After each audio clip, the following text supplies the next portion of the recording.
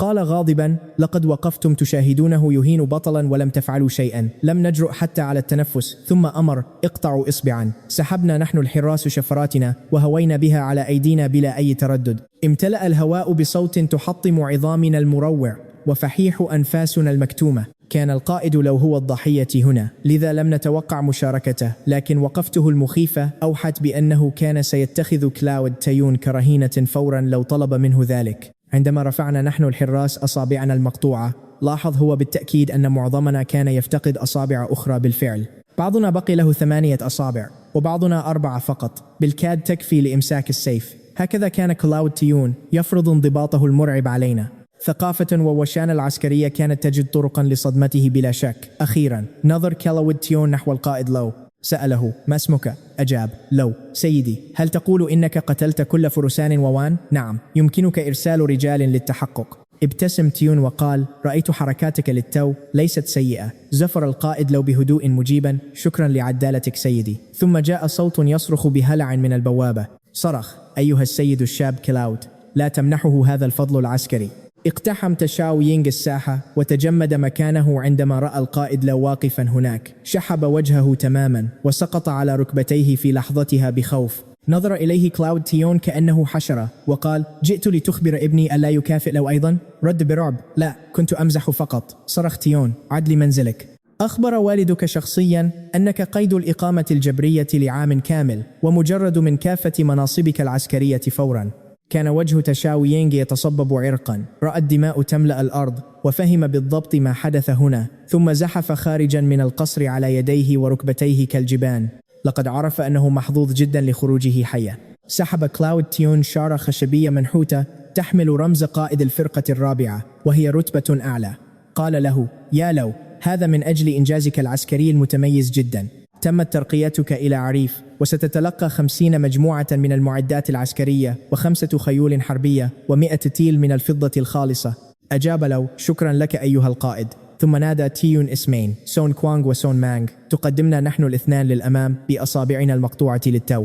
قال لنا: انتما الآن قائدا فرقة وستعملان تحت إمرة القائد لو. أجبناه: نعم سيدي. لوح كلاود تيون بيدي وغادر دون كلمة أخرى. لف بقية الحراس أطرافهم النازفة بشرائط قماشية وتبعوه فورا إلى الخارج. بقي القائد لو معنا نحن الأخوين سون، نفس الحارسين اللذين كانا ودودين معه عند البوابة سابقا. يبدو أن انطباعه عنا كان جيدا. قال لنا: سأعتمد عليكما. فأجبناه بحماس: الشرف لنا بالخدمة تحت إمرة بطل عظيم مثلك. لاحظ أن أصابعنا كانت لا تزال تنزف بشدة. فجأة مزق شرائط من ملابسه وبدأ بضماد جراحنا بنفسه. تراجع أخي سون مانغ للوراء متفاجئا: سيدي، يمكنني فعل ذلك بنفسي. حدق فيه القائد بصرامة وأمسك بيده: أنت جندي الآن. قف ثابتا. تردد أخي، لكنه تركه يكمل. ربما كان يعرف أن كلاود تيون زرعنا للتجسس عليه، لكنه لم يبد قلقا أبدا. اسمعني جيدا، لقد أمضينا 3 سنوات في جيش لم يظهر لنا فيه أي شخص ذرة من الدفء. عندما ركع قائدنا الشاب الجديد ولف جراحنا بقطعة من قماشه الخاص، تغير شيء عميق داخل أعيننا في تلك اللحظة. لم نكن معتادين على أن نعامل كبشر أبدا. وبينما هو ينظر لأيدينا، لاحظ بالتأكيد أن القطع كان نظيفا ودقيقا ومفصولا من المفصل بدقة جراحية مذهلة.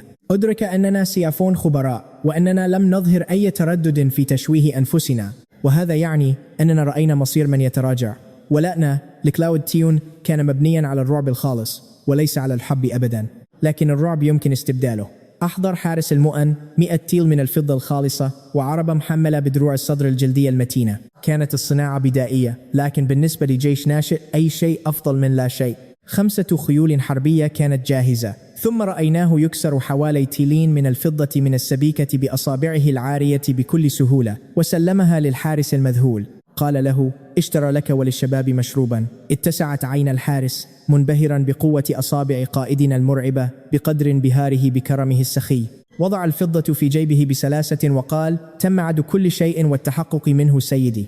سلمنا القائد الخيول وتوجهنا معه نحو الديار. استغرقنا حوالي ساعة للوصول إلى قرية كويشين، حيث كان الدخان يتصاعد من كل مدخنة. الرحلة الحقيقية بدأت للتو. حدقت أنا وأخي بذهول تام. استمعوا إلي جيدا، كل منزل هنا لديه طعام للعشاء. لم يخف قائدنا شيئا، واستخدم مكافأته لشراء الحبوب للجميع. القرويون يحفرون الخنادق له، وهو يدفع لهم بالطعام. تبادلت أنا وأخي نظرة مليئة بالصدمة وعدم التصديق التام. انسوا أمر هذه القرية الصغيرة. حتى داخل مدينة ووآن معظم الناس يأكلون مرة يوميا، وجبتان تعتبران رفاهية مطلقة. وها نحن أمام قائدنا، ضابط أنفق أموال مكافأته الخاصة على بناء التحصينات، ودفع للعمال أجورهم بالطعام كما وعدهم بالضبط.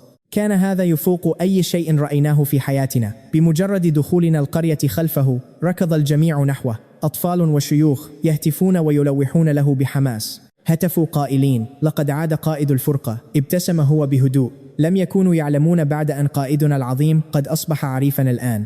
وقبل أن تتوقف العربة سارعت نساء القرية للمساعدة في تفريغ الإمدادات ونقلها للمخزن، وهن يمدحن مدى روعة قائدنا. رددوا أنه قتل المزيد من الوو آن اليوم ليجلب لهم السلام. بالنسبة لهم لم يكن مجرد ضابط، بل كان سماءهم كلها. لم نصدق أنا وأخي ما تراه أعيننا أبدا، فقد كنا متمركزين حول منطقة ووآن لسنوات، بما في ذلك هذه القرية بالذات. كانت هذه القرية القديمة بائسة كغيرها من الأماكن في الماضي. رأينا جيرانا يتقاتلون حرفيا بالأسلحة البيضاء من أجل مجرد فتاة طعام. أما الآن الجميع يبتسمون ويتعاونون كمجتمع حقيقي. بضعة أيام فقط تحت قيادته العظيمة، وتحولت هذه القرية بأكملها بشكل جذري ولا يصدق. راقبناه بذهول وهو يسلم الخيول إلى هوينغ، حيث أمره بهدوء أن يتولى هو ووو بونغ إدارة جميع خيول الحرب من الآن فصاعدا. قال القائد: لدينا 13 حصانا من الوو آن بالإضافة ل5 جديدة، أطعموها جيدا. أضاء وجه هوينغ على الفور كطفل صغير. مسح هوينغ على رأس الحصان بحب، واعدا بجعلهم أقوياء. حينها تحدث أخي سون مينغ بابتسامة عريضة جدا ليخبرهم بالحقيقة. قال: لا تدعوه قائد الفرقة بعد الآن، إنه عريف الآن. تجمد الجميع للحظة، ثم اندلعت هتافات مدوية فرحا بترقية قائدنا العظيم مجددا. تخطى عدة رتب، وبالطبع استحقها، فقد قتل الكثير من فرسان الوو آن. بصراحة رتبة العريف لا تزال منخفضة عليه. قالوا إنه يجب أن يكون قائدا يعيش في قصر، ونحن الإخوة سون كنا نعلم جيدا أنهم لم يبالغوا إطلاقا. بسجله العسكري المذهل كان يجب أن يتخطى 5 رتب على الأقل. أي شخص لديه وساطات سياسية كان سيصبح نائب جنرال على الفور. بدلا من ذلك حصل على رتبة عريف، وتم تعييننا نحن الاثنين كجواسيس لمراقبته. ولكن عندما نظرنا إليه وجدنا هذا المحارب العظيم يشمر عن ساعديه ويحمل أكياس الحبوب جنبا إلى جنب مع القرويين بلا أي ذرة غرور. تحركنا أنا وأخي لمساعدته بسرعة، لكنه أوقفنا فورا. سون مينغ، سون كوانغ، لا تحملا شيئا، أصابعكما تحتاج للشفاء. تجمدنا في مكاننا مرتبكين تماما. لم نستطع أن نجزم هل يهتم لأمرنا حقا أم أنه مجرد عرض أمام الحشد. رغم ذلك استسلمنا ووضعنا الأكياس على الأرض. بعد انتهاء العمل أحضرنا لمنزله، وطلب من يوشي إحضار مستخلص الثوم. حينها نطق أخي الغبي سون كوانغ بتسرع: ألست المرأة العرجاء من السوق؟ صفعت مؤخرة رأس أخي بقوة وفي حالة من الذعر قائلا: إنها زوجة العريف. انتبه لكلامك أيها الأحمق. لم تطرح زوجته أي أسئلة، بل سلمته الدواء بهدوء. ثم أمرنا قائدنا بفك الضمادات عن أطرافنا المبتورة ليضع الدواء لنا. قال بلطف: هذا سيساعدكما على الشفاء بشكل أسرع. ثم أسكننا في منزل فارغ. كانت عائلة قد أبيدت فيه خلال غارة، لذا توفر المكان. صدف أن المنزل بجوار المخزن تماما، وبشكل لا يصدق كلفنا نحن الجواسيس بحراسة الإمدادات والدروع والأسلحة، والأهم من ذلك كله الحبوب. حدقنا فيه بذهول تام، عاجزين تماما عن النطق بأي كلمة. ثم تحدث أخي بصوت متقطع وباك: سيدي، لقد أرسلنا إلى هنا للتجسس عليك. نحن نعلم ذلك وأنت تعلمه جيدا، ومع ذلك ضمدت جراحنا وأعطيتنا الدواء وائتمنتنا على أهم وأثمن الأشياء في هذه القرية كلها. ألا تخشى أن نسرق كل شيء؟ ابتسم قائدنا بهدوء شديد. قال لنا بكل ثقة: إذا استخدمت رجالا فأنا أثق بهم، وإذا لم أثق بهم فلا أستخدمهم. أنتم معي الآن، وهذا يجعلكم إخوتي. ما الفائدة من اتباعي إن لم تكن هناك ثقة؟ اتسعت أعيننا بشدة من الصدمة. انحنينا بامتنان. شكرا لك لإيمانك بنا يا سيدي.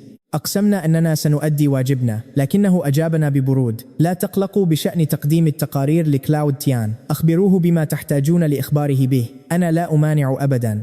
لم يكن يهتم حتى بذلك، ربت على أكتافنا كأصدقاء قدامى وقال: إذا لم ترفعوا التقرير فسيعاقبكم مرة أخرى، فقط ارتاحوا صباح الغد.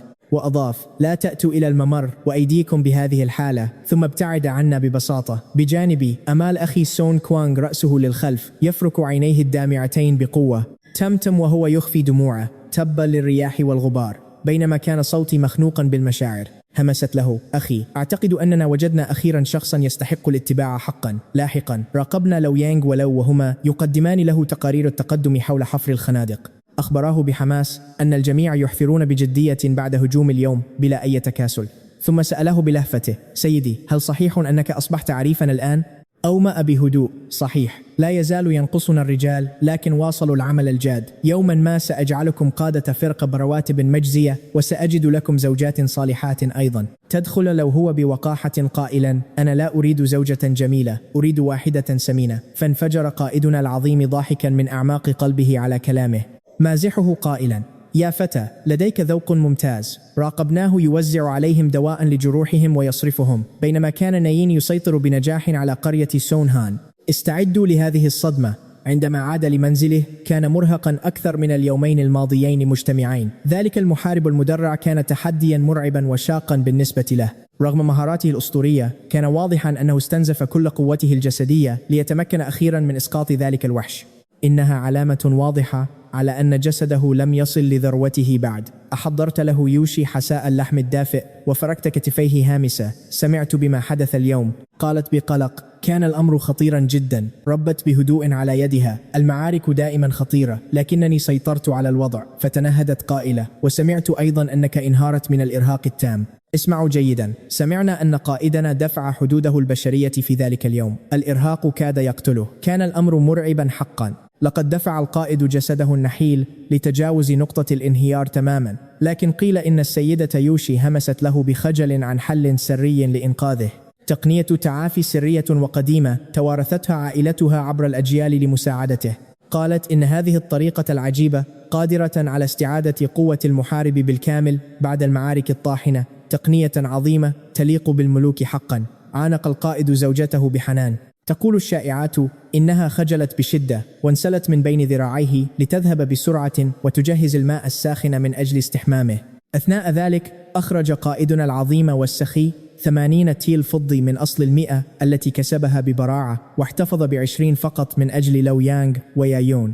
أعطاها الباقي كله. اتسعت عيناها من الصدمة المطلقة. 230 تيل في ذلك الصباح، والآن 80 أخرى. لكن ما صدمها حقا لم يكن هذا المبلغ الضخم، بل حقيقة أن قائدنا النبيل سلمها أرباحه التي كسبها بشق الأنفس على الفور. قبلت الثروة بعيون لامعة ودامعة، متعهدة بحراستها من أجله، ثم قبل جبهتها بحنان بالغ. يا له من رجل عظيم ومثير للإعجاب. يمكننا فقط تخيل قوة رابطه الزوجي. طلب القائد بشغف تجربة تقنية التعافي المعجزة خاصتها، بينما طلبت منه التمهل قليلا بخجل شديد. حملها إلى السرير كفاتح حقيقي، ولمدة ساعتين متواصلتين أثبت القائد تفانيه الهائل وقدرته الأسطورية على التحمل التي تثير دهشتنا. صدقوني، كانت نتائج المعرفة القديمة تفوق الفهم البشري تماما. لقد كان شيئا مختلفا كليا ومذهلا للعقول بكل المقاييس. بتوجيهات يوشي اختفى إرهاقه الشديد تماما، ويقولون إن قائدنا الأسطوري لم يتوقف عن العمل حتى أعلن الحارس نداء الساعة 3 ليلا.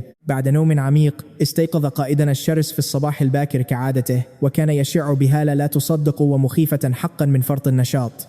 لقد امتلك طاقة متفجرة رغم قلة النوم. هذا الانسجام المثالي بين إيلين واليانغ صنع معجزات حقيقية في جسد القائد. راقبناه أنا وأنتم برهبة مطلقة. بعد إحمائه الشرس بقبضات التنين الأسود 18 انتقل مباشرة وبسلاسة لتدريب وقفة عائلة سونغ. كان تقدمه جنونيا. لقد صمد في تلك الوقفة المعذبة ل3 أعواد بخور كاملة قبل أن تستسلم ساقاه الحديديتان أخيرا. بالأمس كان بالكاد يكمل واحدا. بعد ساعة كاملة من التدريب القاسي بدا القائد أقوى وأكثر وحشية من أي وقت مضى. وصل لو يانغ ولو هو للخدمة. انحني بتصلب أمام السيدة يوشي ودعواها باحترام سيدتي، لكنها لوحت بابتسامة رشيقة لتجاهل الرسميات. طلبت منهم مناداتها بزوجة الأخ، وعندما كذب لو يانغ بشأن تناول الطعام صفعه القائد بسرعة على مؤخرة رأسه لتأديبه. أمرهما بعدم الكذب، ولعلمه بفقرهما أمر رجاله بغسل أيديهم والجلوس فورا لتناول الطعام. انضباط عسكري ممزوج برحمة الأب. سأل لو هو بارتباك تام عن سبب غسل الأيدي، فصفعه لو يانغ محقا: إذا أمر القائد بالغسل فإنك تغسل فورا وبدون نقاش. السيدة يوشي الكريمة أعطت حصتها بالكامل للفتيان. هؤلاء الأطفال الجياع لم يروا في حياتهم عصيدة بهذا القوام الكثيف والغني. طعام نظيف تماما ومتبل جيدا. راقبنا بشوق هذين الاثنين يلتهمان وعاء تلو الآخر حتى جلسا يفركان بطونهما الممتلئة وتشع وجوههما بسعادة خالصة ومطلقة. لاحظنا بعد ذلك السيدة يوشي تدفع القائد برفق وتهمس لتذكيره بمكافأة القتال التي وعد بها الفتيان. أخرج القائد 20 تيل فضي، مكافأة ضخمة لأنهم قتلوا بشجاعة أحد فرسان ووآن في اليوم السابق. القائد يكافئ رجاله بسخاء. رفض لو يانغ بتوتر، لكن وجه قائدنا أصبح صارما ولا يرحم. خذها، اقتل الأعداء، واحصل على المال. منطق ساحة المعركة النقي، هذه قاعدته الصارمة. قبلها لو يانغ بأيد مرتجفة، مقسما على تقاسمها مع يايون الذي كان يعاني من وضع أسوأ. يايون كان لديه أخت مريضة لإطعامها. رأينا القائد وزوجته يتبادلان نظرة عميقة مليئة بالتفهم والرحمة تجاه هؤلاء الفتيان. كان هؤلاء الأطفال يتضورون جوعا، ومع ذلك اختاروا مشاركة ثروتهم الحقيقية الأولى. تأثير القائد كان يغير ولاءهم وأخلاقهم بالفعل. لا يمكنك تزييف هذه الشخصية. حينها ناديت من الخارج: أنا سون مينغ، أيها العريف، هل أنت بالمنزل؟ حاولت الدخول، لكني تراجعت على الفور باحترام عند رؤية السيدة يوشي. اعتذرت بشدة وفضلت الانتظار في الخارج من أجله. أخبر القائد العظيم زوجته أنه سيغادر، وأمر لو يانغ بالبقاء في الخلف لمساعدتها في شراء الإمدادات الضرورية والمهمة من المدينة. خرج القائد لمقابلتي أنا وأخي. تنحنحت بخوف: سيدي، لقد اتخذنا قرارنا أخيرا. ثم جثونا نحن الاثنان على ركبة واحدة أمامه. كأيتام كان حرس الآمر هو أملنا الوحيد للنجاة، لكن قبل أن نلتقي به لم يعاملنا أي شخص كبشر على الإطلاق. كنا مجرد أدوات. لقد كان أول شخص يقوم بتضميد جراحنا النازفة بيديه القويتين والرحيمتين. أعطانا دواء حقيقيا ومنحنا ثقة لا مثيل لها. توسلنا لاتباعه حقا بكل ما نملك من حياة. أقسمنا أن نبلغ الآمر الفاسد بما يريده زعيمنا الجديد بالضبط. لا شيء أكثر ولا شيء أقل على الإطلاق. لم نكن نعلم حقا ما إذا كان يثق بنا تماما بعد، لكن حضوره في تلك اللحظة كان طاغيا جدا. سحبنا بقوة لنقف على أقدامنا. أشار بتواضع إلى أننا أكبر سنا، رافضا هذه الرسميات. نحن ننجو فقط، لكن أخي سون كوانغ أصر بعناد على الركوع. صرخ أخي بأن الآمر الفاسد يعامل الرجال كالقمامة، يقطع الأصابع ويكسر العظام. كنا في أمس الحاجة إلى قائد حقيقي. كيف يمكن لأي شخص أن يتبع وحشا كهذا؟ نريد أن نخدم شخصا يستحق. أومأت برأسي بحزم مؤيدا كلمات أخي. نحن نختارك أنت يا سيدي. وأخيرا قبل القائد العظيم ولاءنا المطلق، وأمرنا بحماية كلتا القريتين جنبا إلى جنب مع الجميع. ثم أمرنا بإسقاط لقب سيدي ومناداته بالأخ فقط. الأخ الأكبر. صرخنا نحن الاثنان بصوت واحد مليء بالولاء. تنهد القائد مذكرا إيانا بأننا أكبر منه. بدأنا في الركوع مرة أخرى بغريزتنا، عادة مثيرة للشفقة من سنوات القسوة تحت إمرة الآمر الفاسد. اسمعوا يا رفاق، سأخبركم كيف تغيرت حياتنا. ركعنا أمامه وقلنا: أنت قائدنا، يجب أن تكون أخانا الأكبر. تنهد مبتسما وقال: حسنا، سأكون أخاكم الأكبر. انهضوا قبل أن يظن القرويون أنني أجبركم على عبادتي. هكذا أمرنا. فقلنا بحماس: أعطنا أي مهمة لننجزها يا أخانا الأكبر. فقدان إصبع لن يعيقنا أبدا. فما زالت أرواحنا، نحن إخوة تون، تشتعل بالقتال. رأى قائدنا ذلك، فأرسلنا فورا للبناء في ممر أوكس مانغ لنحل محل إخوة لو. أحضر هويتينغ 3 خيول، وانطلقنا نركب خلف قائدنا بكل فخر. طوال الطريق رأينا القرويين يحيونه كبطل أسطوري. كانوا يتهامسون بانبهار: انظروا العريف هنا، يا له من بطل شاب وشجاع حقا. صرخ رجل بأنه حلم بقائدنا يقودنا شمالا لسحق قبائل ووآن، بينما أكد آخر أنه يؤمن تماما بقدرة أخينا الأكبر على تحقيق المستحيل. وكيف لا؟ لقد سحق 8 فرسان بمفرده تماما. كنا نراقب كل تحركاته بذهول واحترام عميق. رأينا ولاء هؤلاء الناس الأعمى له. تبادلت النظرات مع أخي وابتسمنا برض تام. لقد اتخذنا القرار الصحيح ولن نندم على اتباعه.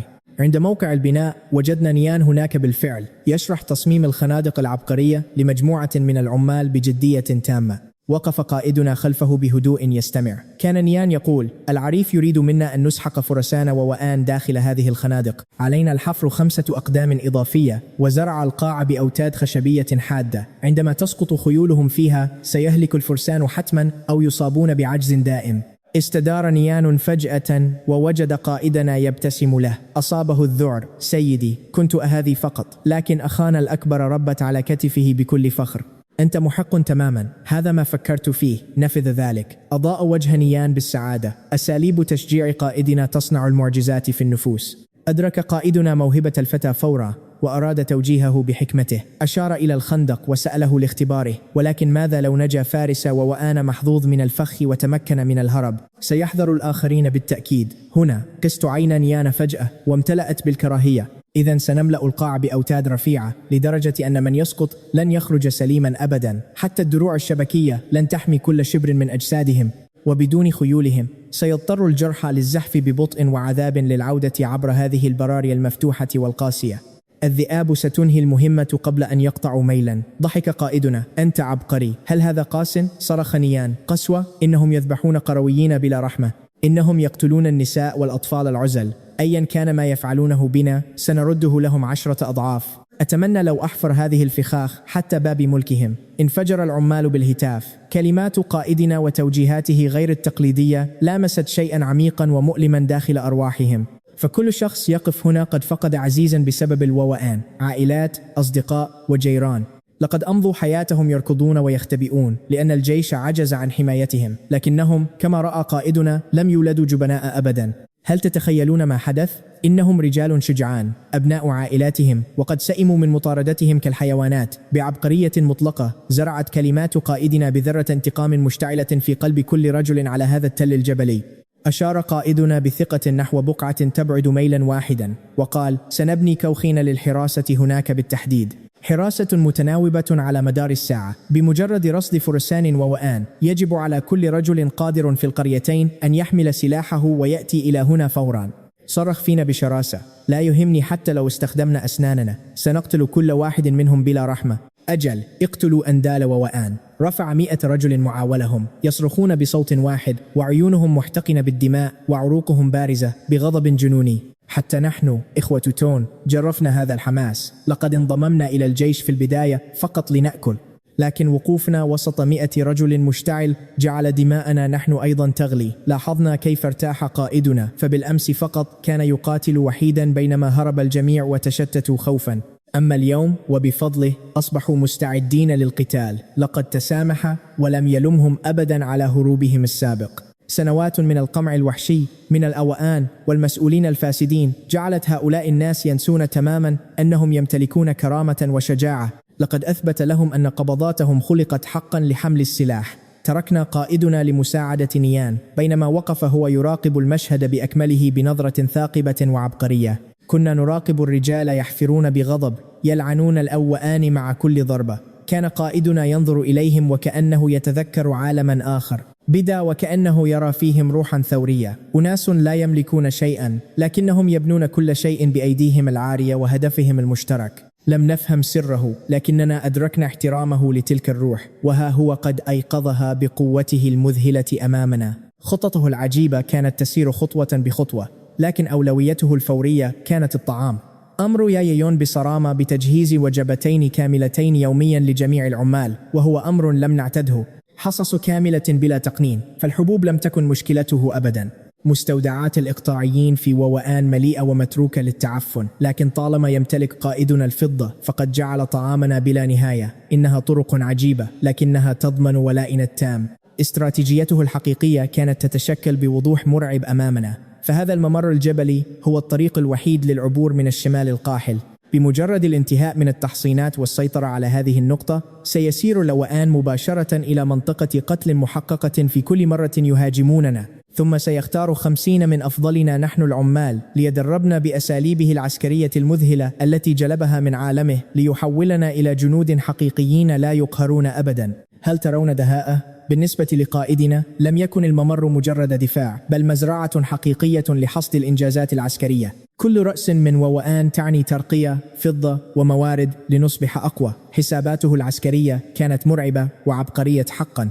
خلال الأسبوعين التاليين راقبنا قائدنا المذهل وهو يعمل بلا هوادة. كان يقسم وقته بين الإشراف على البناء وقيادة الدوريات ورسم خرائط دقيقة وتفصيلية لكل شبر من التضاريس في محيط 50 ميلا.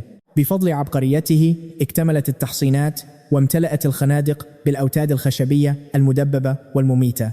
بنى القائد أكواخ حراسة على بعد ميل للإنذار المبكر. لقد تمركزنا نحن إخوة سون ونايون هناك بشكل دائم. لم يعش العمال بهذه الرفاهية من قبل أبدا. حبوب حقيقية كل يوم خالية تماما من الرمل، وجبتان كاملتان، وخبز مطهو على البخار بلا حدود. بالنسبة لأشخاص اعتادوا الجوع كانت هذه هي الجنة. لم يتقاعس أحد لأن قائدنا لم يبخس أجر أي شخص على الإطلاق. لكن بمجرد انتهاء حفر الخنادق شعرنا جميعا بالقلق ينتشر بيننا. على الغداء لخص عاملان تماما ما كنا نخشاه جميعا. بمجرد انتهاء هذا العمل هل سيستمر القائد في الدفع لنا؟ ولماذا قد يفعل؟ لا عمل يعني لا أجر، وطفلاي يأكلان كالخيول الجائعة. بدون هذه الحبوب سنعود إلى حافة الجوع. لكننا لم نكن نعلم أن قائدنا العظيم لم تكن لديه أي نية لتركنا نجلس مكتوفي الأيدي. خلال أسبوعين أدرك القائد ما يحركنا نحن أهل ووآن، تلك الروح الحدودية الشرسة التي يمدحها الجميع. لقد كانت في الحقيقة مجرد يأس خالص. نقص شديد في الطعام، وتربة قاحلة، وحروب لا تنتهي، وضباط فاسدون يستنزفون دماءنا وثرواتنا في كل مستوى دون رحمة. الأخلاق مجرد رفاهية عندما تكون معدتك خاوية تماما. لكن قائدنا تمكن أيضا من رؤية قوتنا الخفية. رجالا ونساء، صغارا وكبارا، كنا بلا شك أقوياء وصلبين مثل الحديد. أعطنا طعاما كافيا وسنتفوق في العمل على أي شخص. لقد أدرك أن رجالنا جنودا بالفطرة تضيع قدراتهم هباء. بالنسبة له عدم تدريبنا كان يعتبر جريمة. على الغداء صفق القائد بصوت عال ليجذب انتباه الجميع. أعلن أن التحصينات اكتملت وأن 5 جنود فقط سيبقون هنا. سقطت وجوهنا جميعا في صدمة. لقد انتهت الأوقات الجيدة رسميا. عدنا للمعاناة، لكنه ابتسم فجأة. لن يعود أحد، ستبقون جميعا بنفس الأجر. انفجر المكان بهتافاتنا الصاخبة والمجنونة. قفزنا من الفرح وأسقطنا الطعام في كل مكان. القائد هو منقذنا، سنفعل أي شيء من أجله حتى لو قاتلنا جيشا ووآن. قام بتقسيمنا إلى مجموعتين. ذهب النصف غربا لقطع الأخشاب، بينما أخذت مجموعتي المعاولة للبدء في بناء طريق جديد.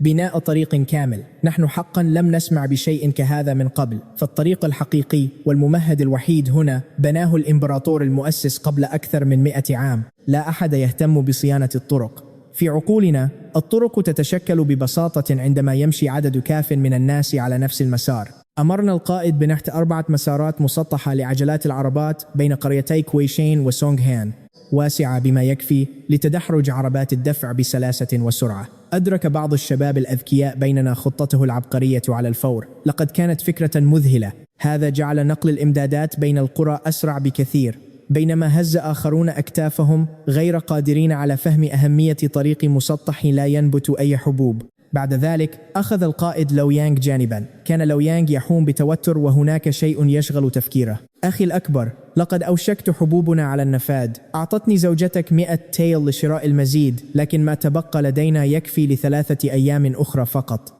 لوح بيده ببرود. لا تقلق بشأن المال، شخص ما سيسلمنا الفضة قريبا جدا. من؟ نظر القائد بثقة باتجاه الخنادق.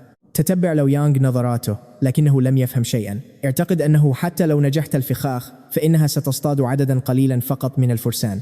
بالكاد يستحق هذا الجهد الضخم. لم يقل لو يانغ ذلك، لكن القائد قرأ وجهه بوضوح. كان تفكير قائدنا بسيطا وعبقريا. مر شهر منذ الانقلاب الشتوي، وهي أبرد فترة على الإطلاق. إذا كنا نحن نتضور جوعا، فإن قبائل ووآن في السهوب المتجمدة كانوا بالتأكيد في وضع أسوأ بكثير. كان القائد يزور بيوت الشاي في المدينة سرا لجمع معلومات استخباراتية حيوية. تعرضت جميع القرى الأخرى للإغارة مؤخرا. بالكاد صد الجيش الهجمات بأعدادهم الكبيرة فقط، لكن قريتين تركتا بسلام وكأنه معجزة حقيقية. تذكرت قبائل ووآن جيدا خسارة مجموعة إغارة كاملتين أمام قائدنا. كانوا حذرين، لكن هؤلاء الوحوش لا يسامحون أبدا ولا ينسون. كلما طال هذا الصمت المريب كان الهجوم التالي أضخم بكثير. أدرك القائد أننا يجب أن نكون مستعدين، وخلال اليومين التاليين جعلنا نبني معدات تدريب غريبة الأطوار وساحة تدريب من الأرض المدكوكة وقضبانا للسحب وقضبانا متوازية وميدان رماية. لقد أخبرنا أن كل هذا مبني على مواصفات عسكرية جنونية من مكان آخر. تحولت الأخشاب الإضافية إلى كبائن جديدة لحاميتنا. وقفنا نحن القرويون نحدق في أجهزته الغريبة والعجيبة، وكنا في حيرة تامة من أمرنا. ثم جمعنا جميعا: هل يريد أي شخص هنا الانضمام إلى الجيش؟ أجبناه دون أي تردد: ليس الجيش النظامي الفاسد أبدا، مستحيل، لكن تحت قيادتك أيها القائد نحن معك تماما. نظر إلينا مباشرة وقال: أنا لا أحتاج إلى الجميع، أريد الأفضل فقط. إذا استطعتم مجاراة ما أفعله فأنتم معي. أجر جندي كامل، سلسلة من العملات المعدنية كل شهر. أمر لو يانغ بإشعال عود بخور كمؤقت، ثم قام بعرض هذا الاختبار الجنوني بنفسه أمامنا. ركض ل100 متر، 20 تمرين سحب، 50 تمرين ضغط، الدوران 10 مرات، ثم إصابة هدف على بعد 50 خطوة. في منتصف الهدف عندما انتهى كان العود قد احترق بثلثيه فقط. لقد صدمنا تماما. صمت مميت ساد المكان. لم يتوقع أحد منا أن يكون سريعا وقويا ودقيقا بهذا الشكل المرعب. ذلك السهم الذي أطلقه بعد الدوران حطم عقولنا تماما. صرخ قائلا: أي شخص يكمل كل هذا قبل احتراق العود سيحصل على 10 أرطال من الدخن. ارتفعت أيدينا في كل مكان. صرخ الجميع في وقت واحد واندفعنا نحوه بجنون. اضطر للنباح بشراسة ليجبرنا على الالتزام بالنظام.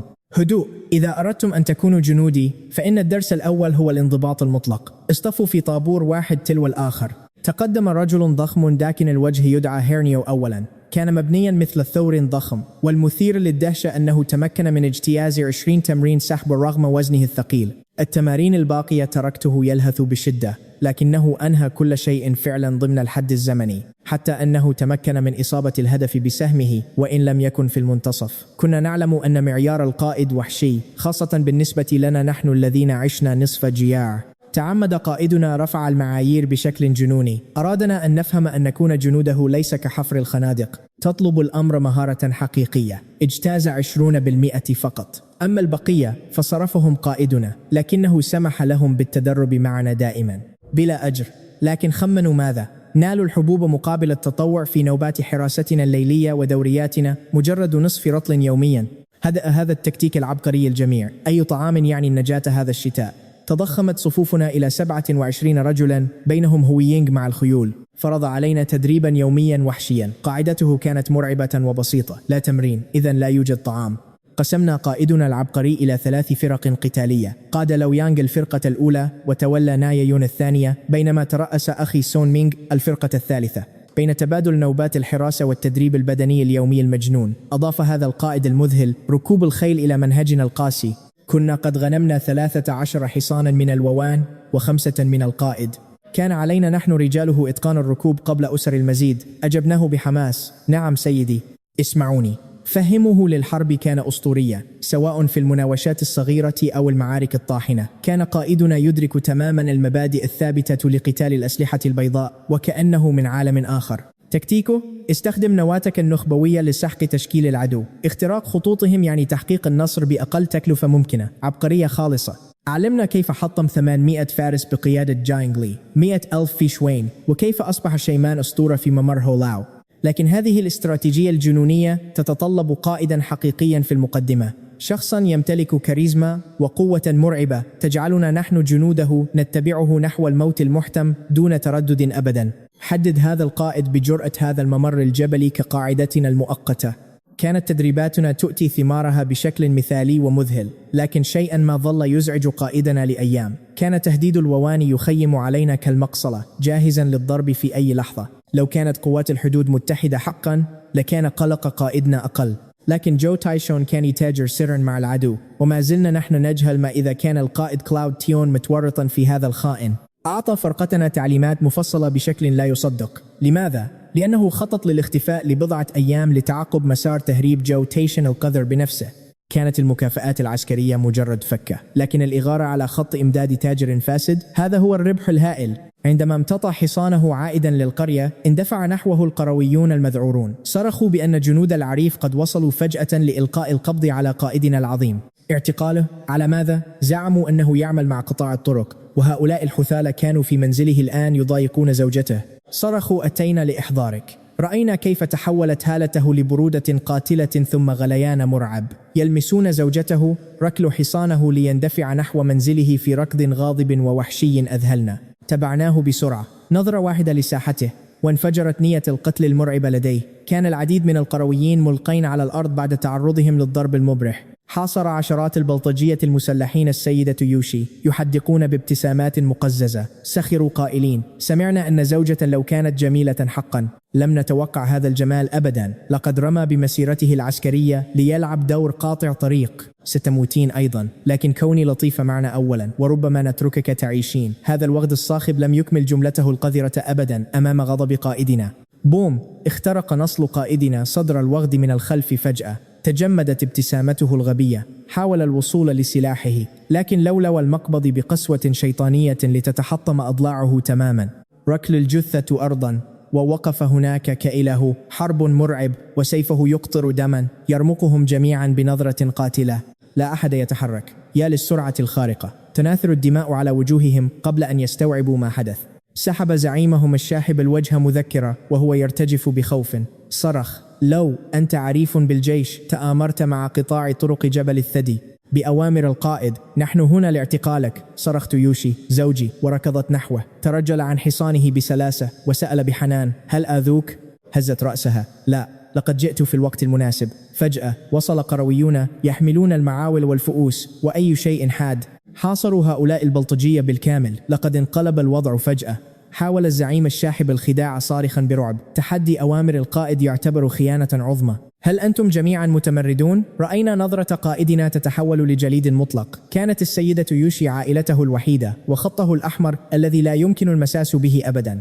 لقد لفق هؤلاء الأوغاد تهمة له وتجرؤوا على النظر لزوجته.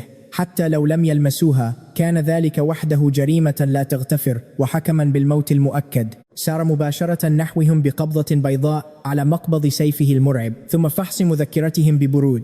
لا يوجد ختم رسمي، مجرد ورق بلا معنى. ضاقت عيناه. لقد ذبح هو كل شخص بذلك الجبل. لا ناجين ولا شهود. الطريقة الوحيدة لمعرفتهم بالغارة هي أن شخصا صعد معه إلى ذلك الجبل. قد تحدث وكشف السر. كان لدينا خائن، لكن الأهم الآن أن هؤلاء الرجال ليسوا جنودا حقيقيين. غياب الختم يعني انعدام السلطة. قفز نحو زعيمهم كالشبح المرعب. أنزل سيفه ليحطم رمح الوغد ويخترق أضلاعه بضربة واحدة مستحيلة حبست أنفاسنا جميعا. كان جسده في ذروة لياقته المرعبة منذ وصوله. بفضل تمارين عائلة سون خاصتنا والطعام المناسب والملح كان قائدنا لا يقهر أبدا. هؤلاء البلطجية الجياع لم يملكوا أي فرصة أمامه. صرخ أحدهم: شبح، اهربوا! تفرقوا برعب، لكن القرويين الشجعان حاصروهم من كل جانب تماما. لحظة، هؤلاء نفس القرويين الذين كانوا سيرتعدون أمام أي زي رسمي قبل أسابيع فقط، لكن ليس بعد الآن. لقد حماهم قائدنا ومنحهم عملا وأطعمهم بصدق. في هذه اللحظة كانت كلمته تفوق وزن إمبراطور البلاد بأكملها، لأن الإمبراطور لم يمنحهم حبة قمح واحدة أبدا. اندفع القرويون بهجوم كاسح وهم يلوحون بأدواتهم الزراعية. تحطمت الجماجم تحت المعاول. صرخ البلطجية وتوسلوا: توقفوا، كنا نتبع الأوامر فقط. القائد لن يغفر لكم هذا الفعل أبدا. راقبناه يتركهم يتلقون الضرب لفترة ثم أشار بالتوقف. صرخ قائلا: من يريد النجاة فليركع الآن. سقطوا أرضا يتوسلون. صرخوا بأنهم ليسوا جنودا وبلا رحمة. طعن قائدنا المتحدث في رقبته مباشرة: ليسوا جنودا؟ إذن من أرسلكم؟ توعدهم قائدنا بجرهم بنفسه إلى الحاكم العام ليصفي هذا الحساب وجها لوجه. رعب حقيقي. هذا التهديد أرعبهم تماما، فالجميع في بلدة ووآن يعرفون سمعة الحاكم العام بالوحشية المطلقة. مجرد تسليمهم إليه يعتبر مصيرا أسوأ بكثير من الموت. انهار الناجون أمام هيبته واعترفوا: نحن قطاع طرق من جبل غوانين. اعترفوا بأنهم أرادوا إخافته بمذكرة مزيفة لابتزازه بعد سماعهم بغارته على جبل الثدي. وبكل برود أعصاب غرس قائدنا نصله عميقا في فخذ أحدهم، سخر منهم قائلا: ورقة تافهة ستخدعني. صرخوا يبكون ويعتذرون وأقسموا بأنهم لن يعودوا أبدا. بينما كانوا يتوسلون للنجاة صرخ جميع القرويين مطالبين بإعدامهم. سحب قائدنا نصله بهدوء تام. لقد أثبتوا للتو ما كان يشك فيه، كانوا مجرد قطاع طرق انتهازيين، لكننا أدركنا أن شخصا ما قد سرب لهم أخبار غارة جبل الثدي. الخائن كان بالتأكيد واحدا من الرجال السبعة الذين صعدوا ذلك الجبل معه. نادى قائدنا الأسماء بصوت حازم: جانغ يوآير، لو شيري وهوية تينغ. أمرهم بالتقدم. وصل هوية تينغ بعد لحظات مع لوهو شاهرين أسلحتهم ومستعدين للقتال، لكن قائدنا أوقفهم ببساطة برفع يده. حدق قائدنا في عيني هوي تينغ مباشرة وبكل برود، أخبره بوجود خائن بيننا وأمره بأن يكتشف هويته فورا. استدعى الرجال الأربعة الذين رافقوه في غارة جبل الثدي. الخائن لا بد أن يكون واحدا منهم. كنا نراقب بخوف. بصراحة مطلقة لم نعتقد أبدا أن الآخرين يملكون الجرأة للتعامل مع قطاع الطرق. الشخص الأكثر شجاعة وعلاقات واسعة بيننا كان دائما هوية تينغ. تغير وجهه بمجرد أن تحدث القائد، تجنب النظر إليه تماما، بينما كان الآخرون يرتجفون. وبدأ يوآير يتلعثم بخوف. أقسم يوآير للقائد بأنه لن يسرب شيئا لقطاع الطرق. نعم، هو يكذب أحيانا، لكن ليس في أمر خطير كهذا. عين قائدنا لم تفوت أي تفصيل، خاصة ملامح الأسرى. أمسك بأحدهم وصرخ في وجهه: من هو جاسوسكم؟ أخبرني وستعيش. تنقلت عين الأسير بخوف بين هوية تينغ والآخرين. هذا التردد كان قاتلا. ذبحه قائدنا بلا أي رحمة وأمسك بالثاني فورا. نحن مصدومون. سخر منهم قائدنا لأنهم يفضلون الموت لحماية زعيمهم. التفت الأسير الثاني نحو هوية تينغ برعب حقيقي ونحن نراقب بصمة. أشاح هوية تينغ بوجهه، وقبل أن ينطق الرجل بحرف قتله قائدنا أيضا. وقفنا جميعا هناك في حيرة تامة. لماذا كان يقتلهم قبل أن يتمكنوا من الإجابة؟ ألقى الجثة جانبا وابتسم لتلك البقية المذعورة ابتسامة مرعبة حقا، وهمس: أنتم بطيئون جدا، ستموت أنت أيضا. تلك الابتسامة كانت أكثر رعبا من النصل نفسه. انهار أحدهم باكيا وصرخ بأنه سيعترف بكل شيء. بينما صرخ الأسير معتذرا، تقدم هوية تينغ بخطوات هادئة وثابتة. صرخ قائلا: توقف، لا تقتله، هؤلاء هم إخوتي.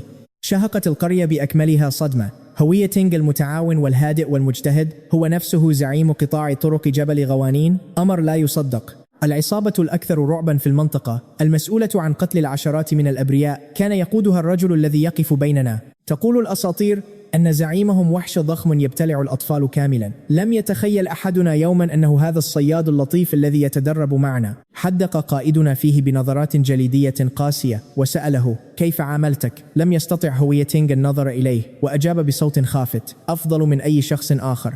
اعترف هوية تينغ بأنه كان سيتبعه بولاء لو لم يكن لصا. سخر القائد: إذن هو الجشع. أرجع هوية تينغ رأسه وضحك بمرارة مجنونة. مجرد جشع؟ صرخ هوية تينغ غاضبا وقال إن القائد محارب بالفطرة، وأن الإنجازات العسكرية تسقط بين يديه بسهولة وكأنه يقطف الثمار. صرخ بأن القائد يكسب من الفضة ما يكفي لإطعام الجميع، بينما نكافح نحن بقوة فقط من أجل البقاء على قيد الحياة. هل تظن أننا اخترنا هذا؟ صرخ بها، لكن قائدنا لم يهتم وركله بقوة في معدته صارخا: لا تبرر لي هذا الهراء. زمجر قائدنا بأنه قتل بيديه ليحصد كل إنجاز، بينما اختار هوية تينغ افتراس المزارعين العزل ببساطة لأنه كان عاجزا عن النجاة بشرف. هل تسمي هذا مبررا؟ سأله بحزم. بصق هوية تينغ الدم وابتسم في وجهه مدعيا أنه لا يلومه، لكن إخوته كانوا بحاجة للطعام.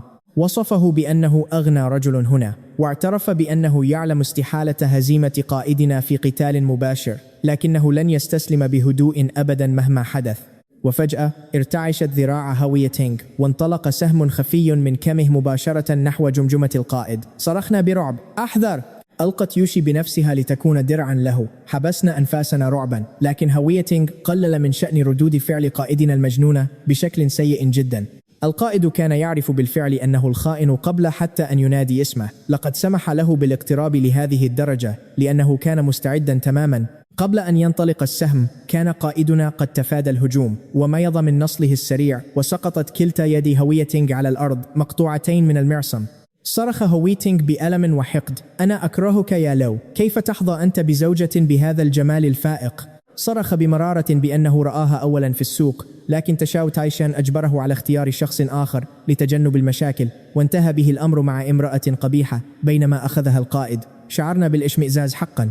اعترف بيأس أن القائد قوي جدا و10 منه لن يهزموه. الطريقة الوحيدة كانت خداعه وتكبيله بالسلاسل لقتله. يا له من جبان. لماذا لست خائفا من الجيش؟ لماذا لا تخاف من أي شيء؟ صرخ هويتينغ، لكن قائدنا تجاهل هذيانه المثير للشفقة تماما. أمسك بيوشي بلطف بين ذراعيه وابتسم لها بحنان. أيتها الفتاة الحمقاء، لماذا قفزت أمامي؟ هل تظنين حقا أن شيئا تافها كهذا يمكن أن يؤذيني؟ أخبرته أنها قلقة عليه، فقبل جبهتها وكأن شيئا لم يحدث، وأمرها بالدخول لتسخين الماء لأنه سيحتاج لغسل هذا الدم لاحقا. كان هويتينغ لا يزال يصرخ على الأرض مطالبا بمعرفة ما يمنح القائد لو الحق ليكون بهذا الغطرسة. مشهد لا يصدق حقا. اسمعوا مني، ما رأيناه ذلك اليوم كان مرعبا. الخائن لم يعلم حتى أن قطاع الطرق يعملون لتشاو تاون. مخططه كان تافها مقارنة بالمؤامرة الكبرى.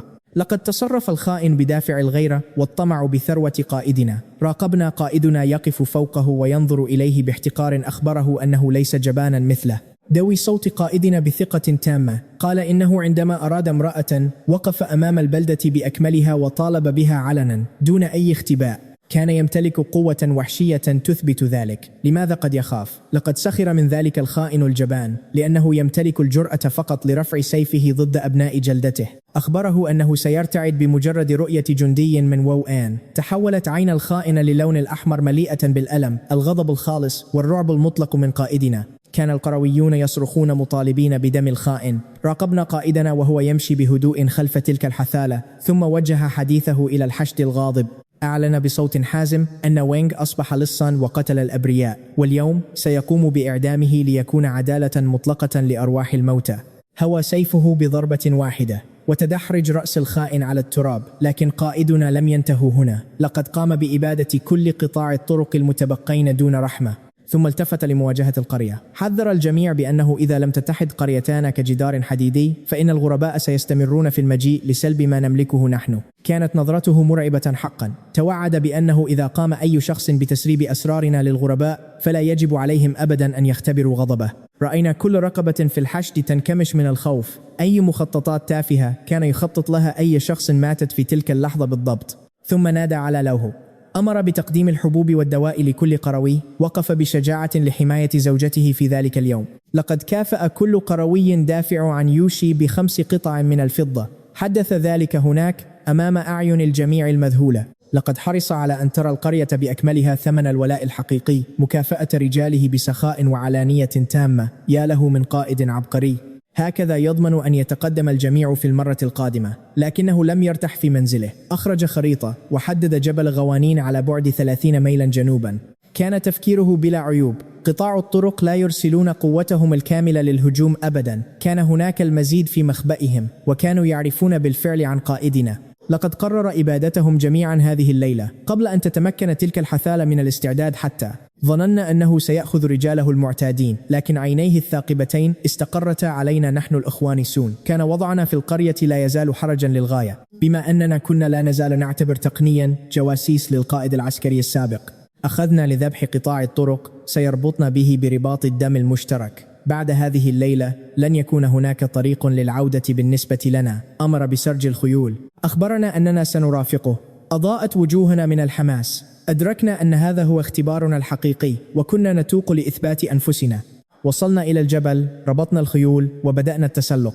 عرض أخي سون كوانغ التقدم أولا. بدا القائد متفاجئا بشجاعتنا الحقيقية التي لم تكن مزيفة. سمح لأخي بالقيادة. قتلنا حارسا في منتصف الطريق ووصلنا إلى القمة. هناك كان يوجد كهف طبيعي يستخدم كقاعدة لقطاع الطرق. لقد أوقفني بهدوء أنا سون مانغ من الاندفاع للداخل مباشرة.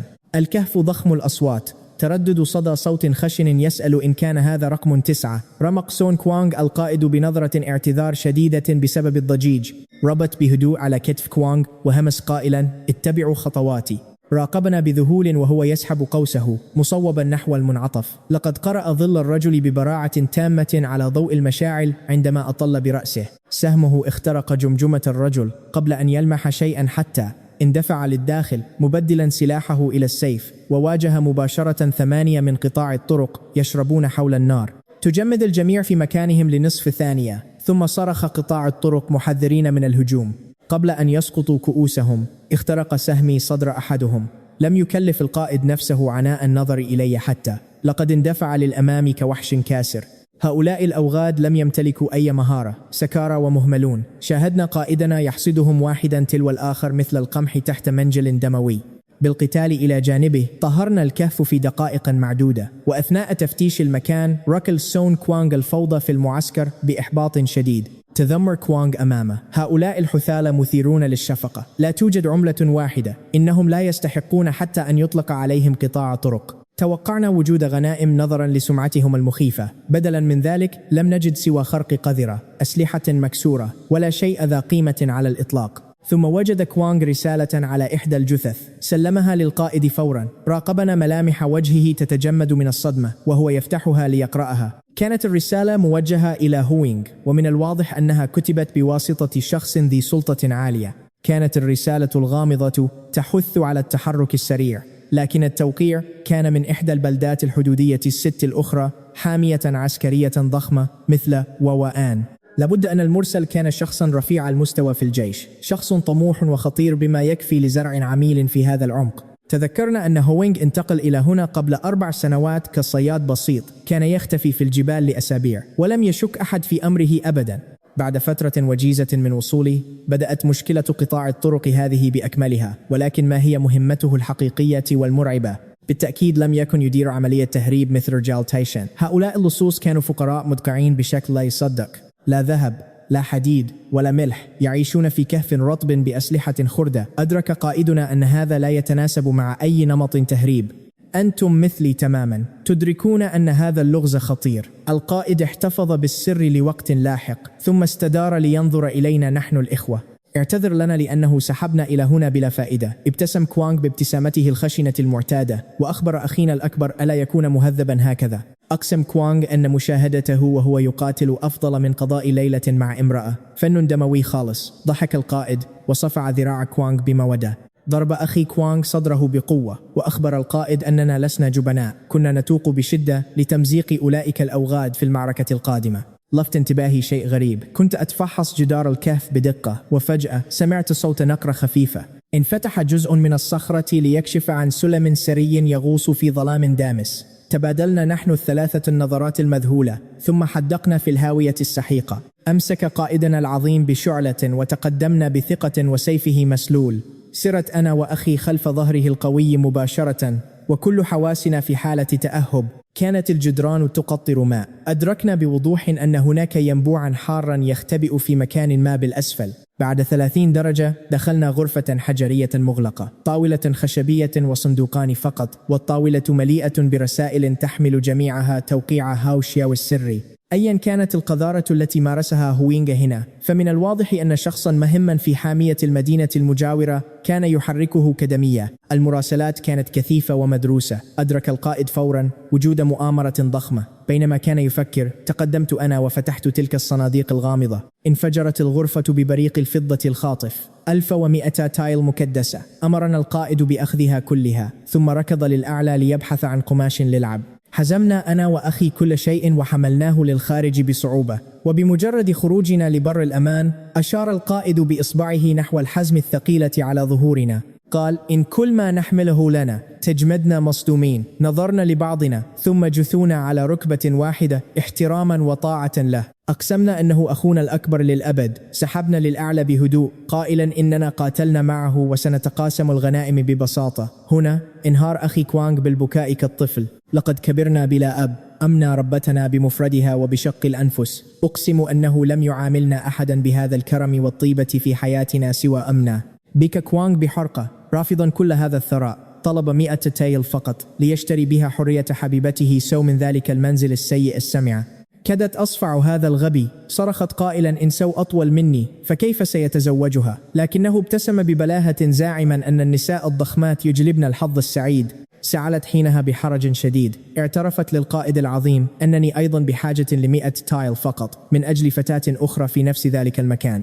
لكنه أجبرنا على أخذ 120 لكل منا. قال إن الرجل يحتاج لمال إضافي، ورفضنا يعتبر إهانة له. لم نملك سوى الطاعة. أخذ القائد الرسائل وأحرق الكهف بمن فيه حتى صار رمادا، ثم عدنا. في منزله وضعنا ما تبقى من الفضة باحترام على طاولته. اتسعت عين يوشي بصدمة، لكن بمجرد رؤيتها لهدوء القائد وثقته المعتادة استرخت تماما. حضوره القوي يبعث دائما على الأمان. كانت تثق به ثقة عمياء. أدركت أنه طالما أحضر الكنز علانية فهذا يعني أنه سحق أي تهديد بيديه العاريتين. ثم دفع لنا 300 تايل إضافية، أكثر بكثير مما وعدنا. كدنا نبكي مجددا، وأقسمنا له ولزوجته أننا مدينون لهما بحياتنا وكل ما نملك. بعد مغادرتنا يمكنكم تخيل كيف أقفلت يوشي على الفضة بصندوق جديد، وعلقت المفتاح حول عنقها بابتسامة فخر جميلة بفضل زوجها العظيم. أشادت بمدخراتهم، وقائدنا الصارم سحب زوجته نحوه وطبع قبلة شغوفة جعلتها تلهث بشدة، جانبا مختلف تماما لم نره نحن. حين سألها إن كانت تمانع إعطاءنا كل الثروة كانت إجابتها تفيض بالثقة: أنت دائما تمتلك أسبابك العبقرية يا زوجي. أخبرها أن ضمان الولاء المطلق لجنوده بالمال هو أعظم استثمار للقائد المحنك. عند سماع هذه الحكمة المذهلة من لن يقع في حبه أكثر؟ طلب منها تسخين الماء ليظهر لها أساليب جديدة تلك الليلة. أخفت وجهها الخجول في صدره، هامسة له بأن يكون لطيفا معها. لم يتناولا العشاء مبكرا. قائدنا العظيم قام بطهي اللحم بنفسه وأطعم زوجته بيده. يا له من رجل! عندما سألته كيف تعلم كل تلك التقنيات العجيبة اخترع قصة مجنونة عن متسول عجوز وكتاب مصور. حس الدعابة لدى قائدنا لا يعلى عليه.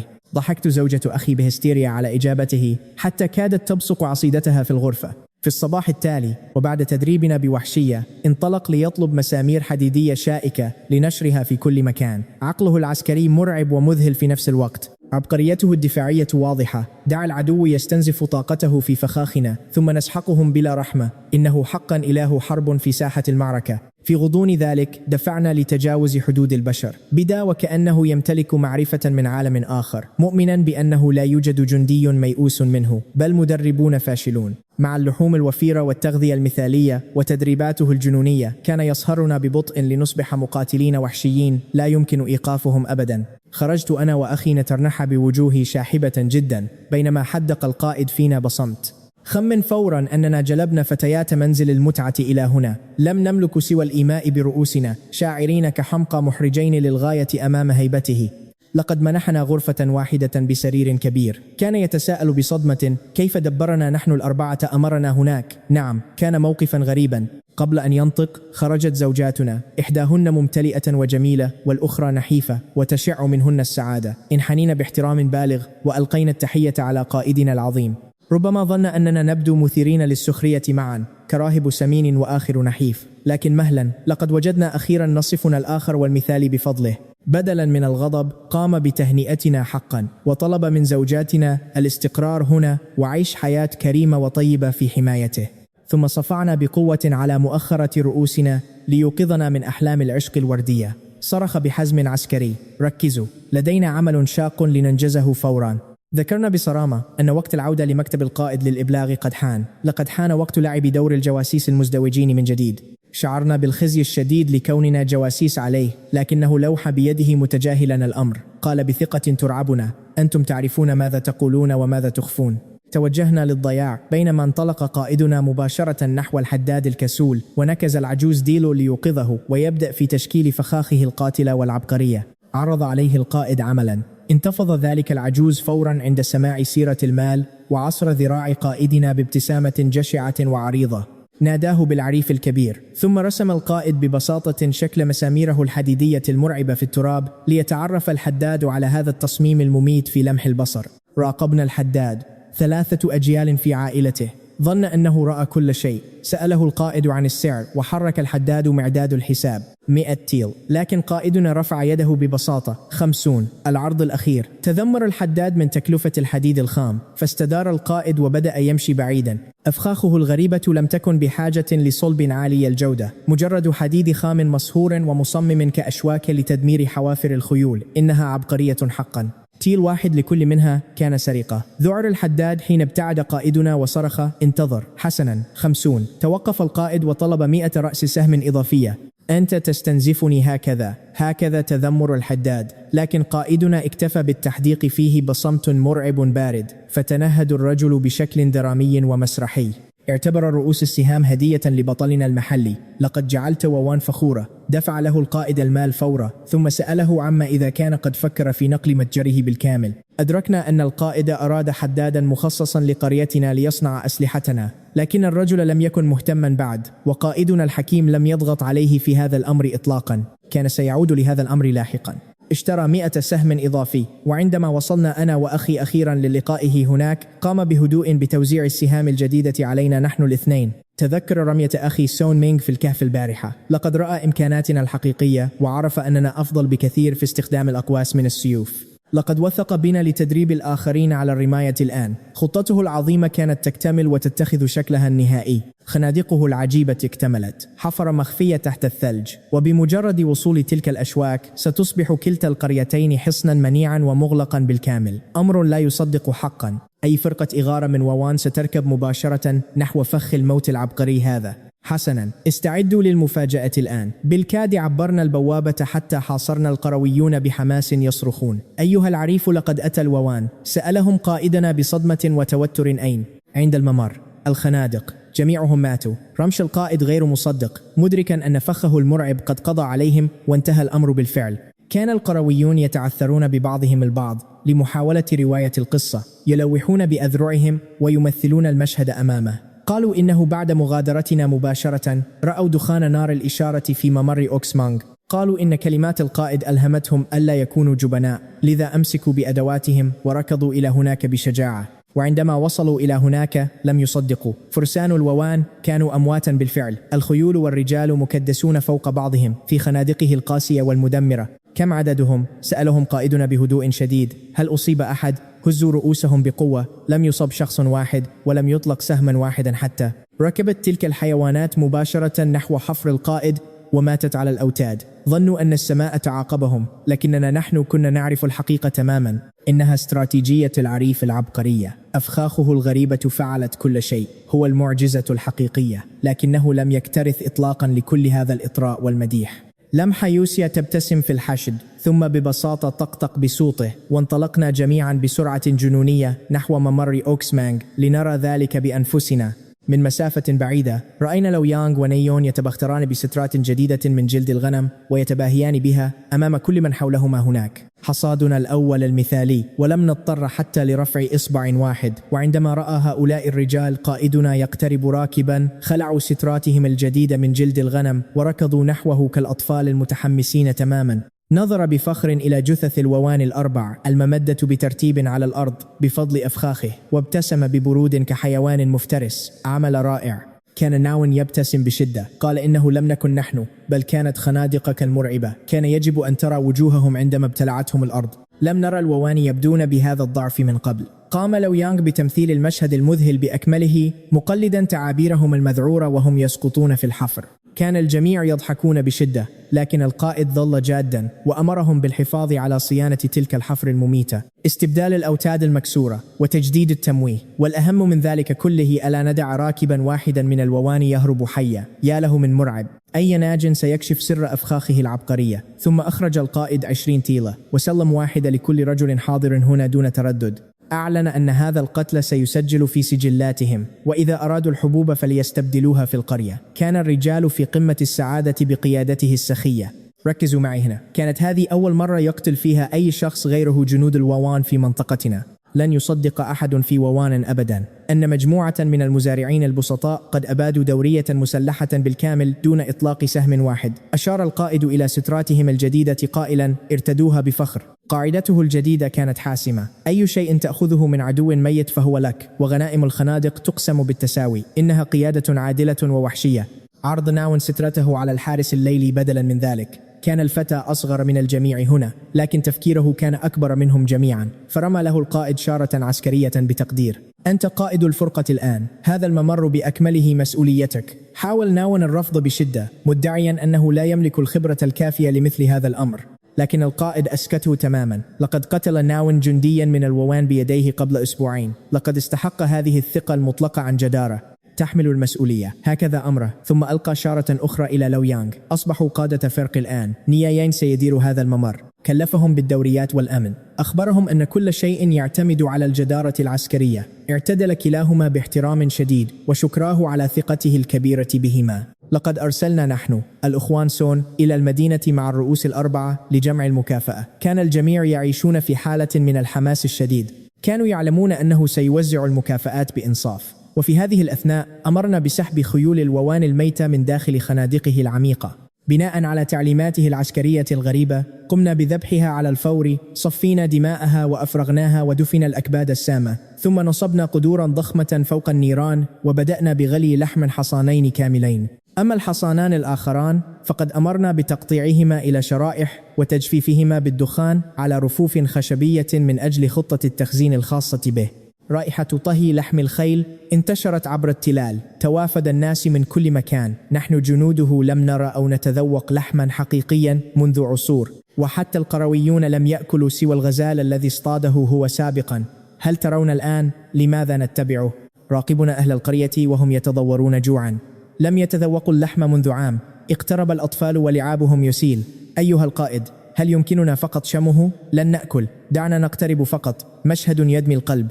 رمقهم بنظرته المرعبة الصارمة. لا، جفلوا واختبأوا خلف آبائهم، لكنه فاجأنا فجأة. اذهبوا وأحضروا أوعيتكم، هذا هو قائدنا العظيم. كل من حفر الخنادق سيأخذ لحمة. سخر من فكرة الشم فقط. تفكيره غريب لكنه عبقري بحق. انفجرت القريتان بالهتاف. صرخ أحدهم بأنه كأب لنا، لكنه ضحك بتواضع ورفض ذلك. لم أنهي حياتي بعد. يا له من رجل. أحضر يوشي شرابه القوي المفضل. حصانان فقط أنتج 1000 رطل من اللحم، كمية هائلة تكفي لمنح كل شخص رطلين. تدبيره أذهلنا جميعا. أما اللحم المدخن احتفظ به حصريا لنا نحن جنوده. تدريباته كانت قاسية كالجحيم، لكنه أدرك حاجتنا للقوة. بدون هذا اللحم كانت تمارينه المرعبة ستمزق أجسادنا بدلا من بنائها. قائد استثنائي. لقد احتفظ لنا نحن الإخوة الصن بحصة كبيرة، لكننا لم نعد حتى حلول الظلام. لمحنا نيين وصرخ مناديا، لكننا كنا أعجز من أن نجيب. ركض القائد نحونا فورا. أدرك الكارثة بلمحة. كنا منهارين فوق خيولنا نكافح للبقاء في وعينا. سهام تخترق ظهورنا. أنزلنا بحذر شديد رغم هيبته. سون مينغ ماذا حدث؟ سأل بقلق. أجابه أخي كوانغ بصوت خافت وضعيف. قطاع طرق أيها القائد، أقوياء جدا. القرويون الذين رافقونا ماتوا. سلبونا كل شيء، المكافأة والأموال والحبوب، كل شيء.